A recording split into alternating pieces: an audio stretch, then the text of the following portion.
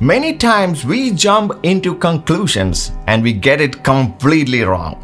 Like we see a situation, assume the worst, and later realize that it wasn't the full story. Let's look at the Bible. Jesus and his disciples are crossing the Sea of Galilee. A storm hits, not just a small one, a violent storm. The waves are crashing, the boat is filling with water, and Jesus is asleep and the disciples panic.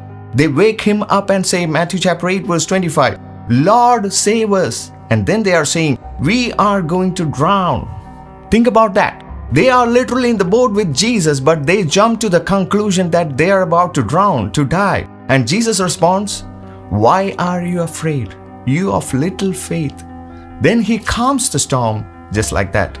The storm made them assume God was absent when in reality he was right there in the boat, and we do the exact same thing. Something goes wrong and we immediately think, God has left me. This is the end. Nothing is going to work out. We jump to conclusions. Honestly, we see one problem and our brain writes a full movie, produces it, directs it, and gives it a sad ending, all in about 5 seconds. So Mary Magdalene at the tomb in John chapter 20 sees the empty grave and immediately assumes they have taken the Lord. But Jesus wasn't stolen, he was risen. Again, Elijah in 1 Kings chapter 19 says, I am the only one left. This was Elijah's conclusion, but God tells Elijah, I have reserved 7,000 in Israel. He wasn't alone, he just couldn't see the full picture.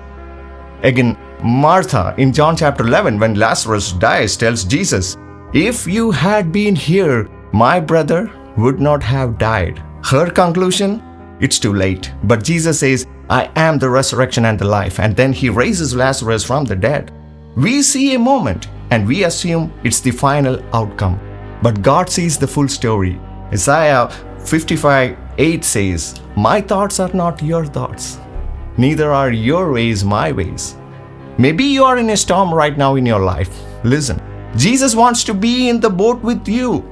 If you haven't yet, invite him into your life. Invite him into your situation today, because there is nothing, I say absolutely nothing, that my Jesus cannot do for you.